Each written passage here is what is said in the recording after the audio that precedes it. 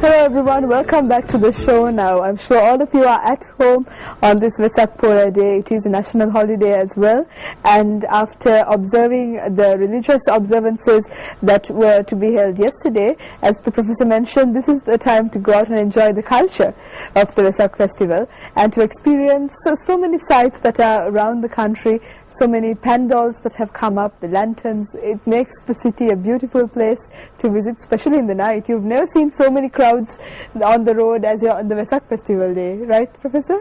Yes, now I have noted that when at places where there are pandals, you can make a contribution. And when that is, your name is given, your name and all that is sung in a poem. They translate that into a poem. So over the loudspeaker, you can hear your own name being mentioned sometimes. So that's very. And then the one who recites this, the verse is a person who is very skilled in creating instant verses. In Sinhala, we have a kind of verse called Hitivana Kavi, the instant. Instant Just verses. on the spur of the moment, you come with a verse. So I have heard in various where there are pandals, names being kind of embodied into a verse. Spontaneously, Yes. and then all wishes are given to that person. So they feel very happy at the end of it. So ultimately, everywhere the whole purpose to make you happy. Now, say if you go to stand in front of a pandal, you see usually Jataka tale or an episode, some episodes on the life of the Buddha. All that is very educative for young people or even for non-Buddhists. So this can be even for non-Buddhists who are friends of yours. They get some idea, not to convert anybody, but some idea about what's happening. And they're beautiful stories that have a lot of deep meaning. Because all Jataka stories have a lesson at the end. That is the whole purpose. It's like Aesop's fables, you know, they are all of the same kind. It brings a message for you. If you do the, say, honesty pays, for example. So there are many stories about that. And woven around these things, it's something that you can enjoy during the Vesak season. But now, before the break, we were speaking about the Pansil, or how you can help others through the 5 precepts. And then the 3 extra ones or the 5 extra ones make you a better person, to make you live in peace with yourself. But sometimes you are not at peace with yourself. Yes. Very true. You are under stress here. Now, how you do that? Now, Buddhism says that you have all kinds of problems because of your 5 senses. They call the 5 senses, organs that bring things to you. The mouth, the tongue, the nose, the eyes, the ears, and the body. These are all the 5 forms, organs that make you aware of what's happening. So, but unless you control them, you are going to be in trouble. So, the tongue means it enjoys taste. You want to please your tongue by eating all kinds of things, good and bad. So, on this day, you are said, no, today you are going to control your tongue. So you say, on other days you will keep on eating a number of times, but you say, today, after on a day you have observed seal, after lunch you are going to have no more meals. So you can have a cup of tea, but no more food. So you are controlling yourself, but not eating what you want to really eat. So by controlling your tongue. Similarly, you want to you want to please your eyes by looking at various things, maybe dramas, plays, entertainment, all that, or listen to music. So now again, you're controlling your eyes and ears, all that, and perfumes. You are not expected to apply perfumes on this day. On any other day, you are allowed to use any kind of perfume, just to please your nose. But here, on this day, you are not supposed to do that. So you can't have garlands, or you can't have, lipstick, nothing of the kind. You are close to nature.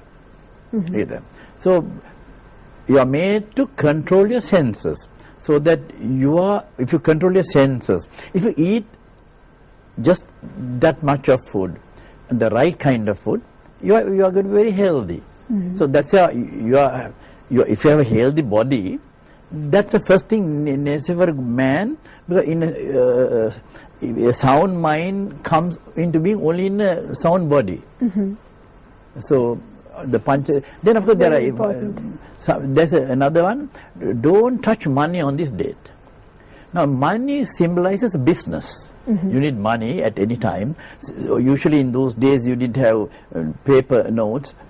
No currency was not in, but gold like that, and silver. So they are said you don't touch gold and silver on this day, which means you are not dealing, having any kind of business to do with that.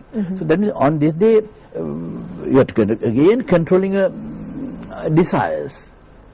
On another day you can do that, but on this day at least try to suppress your desire to do things like that. So it's very important. Now these can be done any day. Not you don't have to wait for Vesak or Posong to do this. These are codes of conduct meant to make yourself a better person with others and a person who is in peace with oneself.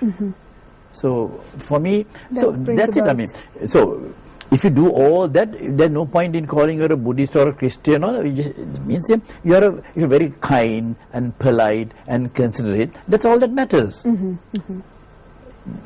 And then you can lead a good life that will be pleasing to everyone else and pleasing to yourself as well.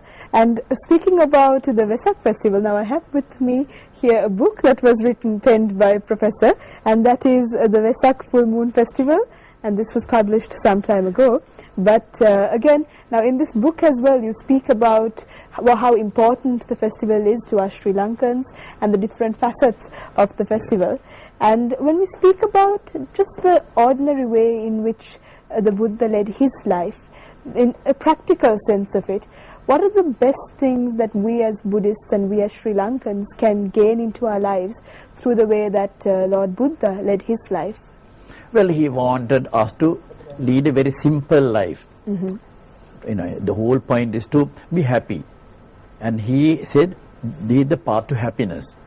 If you that happiness destroyed by having all kinds of desires. Of course, you have to have certain kinds of desires. So you like to be educated, you like to read. There will be desires of that kind. Of course. But they are not harmful to anybody else. But then there are other kinds of desires which are not all that whole world, So if you look at a very simple life without collecting things. Yes, and hoarding things for no particular purpose. No particular purpose. Yes. So, and having good relations with others. So that's really how you can incorporate how the Buddha lived his life. It's a very simple life, isn't it? Where you have to give up most of the worldly things, and as you mentioned, giving, you should give where giving means giving give up attachments. Yes, as you mentioned in the first segment. But again, now this particular Vesak festival, what do you think that this time of the year, the fact that people focus on these things even during this time of the year, how does it help us as a society that we always try to bring the focus back to these things during every full moon Poya day? Well, I think there are 2 days meant for Vesak. The first day for spiritual purposes, to be more in the temple and observe Panchasila and meditation.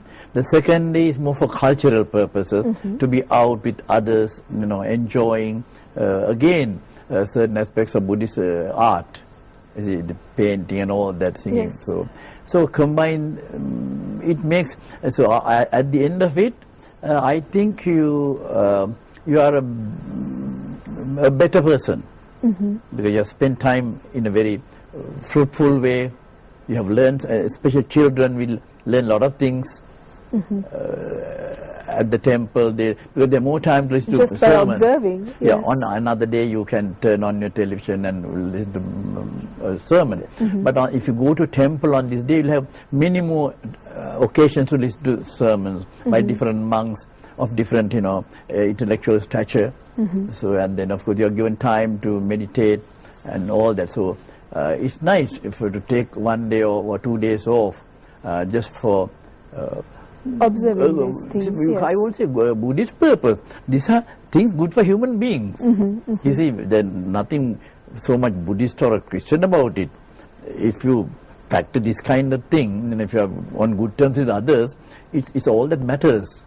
Whether you are this or that. Yes.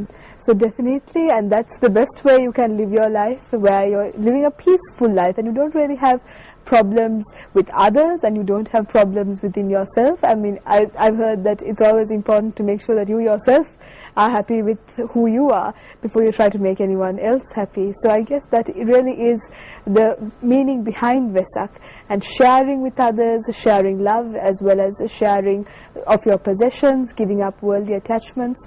It all comes together this Vesak festival, and it's been a blessing to have you in the studio as well, sir, to explain all of this to us. It's been lovely to have you. Thank you for being with us. Nice to have a chat with you too. Yes, definitely, and we'll definitely have you back on the show as well to speak to us about different aspects of Sri Lankan culture as well as history, because the professor is someone who has dedicated a lifetime to studying the culture, the customs, the history, the languages, the beliefs of Sri Lanka, and he's always a lovely personality to have a chat with. So thank you once again, Professor, and with that we are going to end this Thursday's edition of Good Morning Sri Lanka. We wish you as well as your family a very blessed Vesak. May the blessings of the Noble Triple Gem be with everyone who's celebrating Vesak, and we will see you tomorrow as well with another great episode. Until then, take care.